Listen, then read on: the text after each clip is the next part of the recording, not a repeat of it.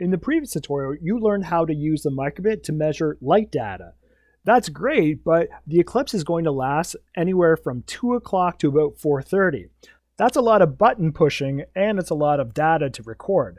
So for this tutorial, we're going to focus on how to record the data automatically and then looking at it later once the eclipse is over. So we're going to start with our initial code here, but we're going to change up a couple of different things. For this, we're going to need a new extension to log all the data. So let's go to extensions. And we're going to grab the very first one that's called the data logger.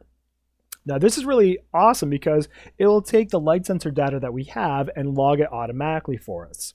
We just need a couple different pieces of code to add this feature. We're going to go to the data logger here, and we're going to set our columns first. So that's going to go in the start icon.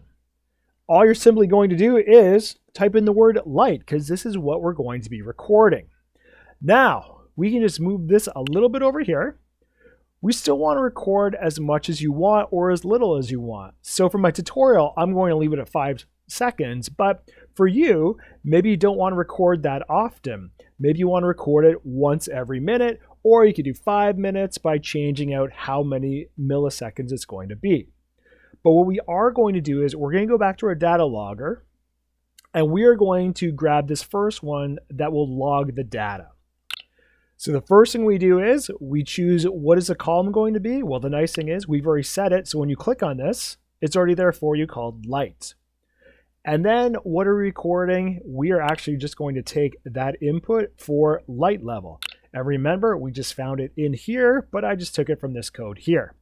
And I can now get rid of this. So what this means is it's going to log data every 5 seconds for me. Now, you can also do a couple things to make sure it's working well. Sometimes you might want to actually still show the light level within this, so it'll show on the microbit. So you could simply go back, grab the show 0, and then you could always do a right click and duplicate this. And so not only is it going to record the data, but it's also going to show you what's being recorded. Sometimes that's handy to know that it's actually recording data. You could add a musical tone, but that's a lot of work and it's going to wear down your battery power as well. So now that I have this, I'm simply going to click download, but let me show you what that is going to look like on the simulator, because you can see here it's tracking. When I go to the simulator, you can see it's creating that chart. So if I was moving our virtual microbit data, it's going to now record the new data, and this is doing this every 5 seconds. Now, because we're tracking all that data, you might be playing around and testing it. You want to make sure you only have the data for the solar eclipse. So we're going to have to clear our data log as well. To do that, we're simply going to get an input. Let's use button A, and then go back to your data logger, and there's a delete log. So when I click the button A, it should delete all the information we've recorded so far and start fresh. Now, a little tip here, just to make sure I deleted the log, I always like to grab the icon in here and then choose an icon. I usually grab the skull just so I know that it's been deleted. So let's download this and see what it looks like, and then we'll come back and plug our microbit in to see all the data that we've got. What I'm going to do now is, now I've downloaded it, I'm going to take my battery pack and plug it in. I'm going to hold down the back button where it says reset and hit the A button. So there's my skull. I'll hit reset one more time. And now when I let it go, it's going to be recording data. So I'm going to bring in my flashlight a little bit so we can get some different types of data. It's got to move it around.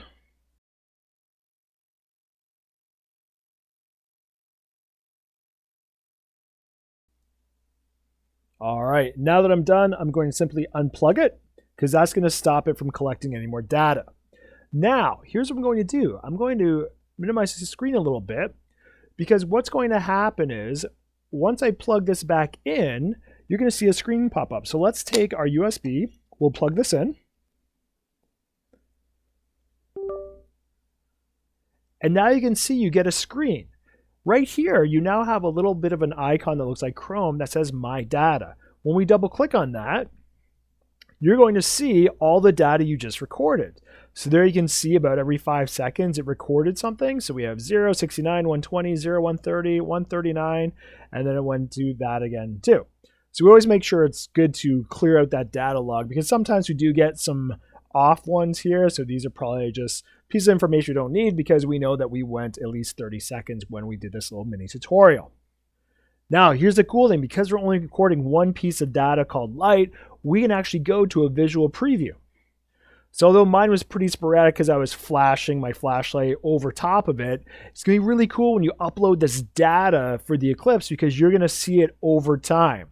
So it's going to keep on going, and hopefully you'll see a nice smooth arc of it being bright, then it's going to get low, and then start getting bright again.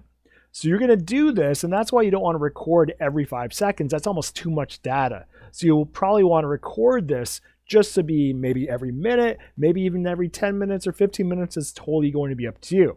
But that's how you get to record all the data of the solar eclipse, by using the data logger that you can just follow the simple code that we have right here. And that is how you can use your microbits for a live experiment at your school, or if you happen to take them home. The other cool thing that you can do too is you can now download the data from your microbit. So when I hit download, it's going to open up a Excel spreadsheet. So if I double click on this, if you're on a Chromebook, you'd have to go to the file and double click on it. Now look at all this awesome data I have here. And this is just data that I just did unplug the microbit. But look at this here and think about what you can do. You can do mean, median, and mode. You can download averages, have lots of fun interpreting this data to see what it is that's going on here. And that is how, with a few simple coding blocks in the microbit, you can actually run your own experiment with recording light data during the solar eclipse.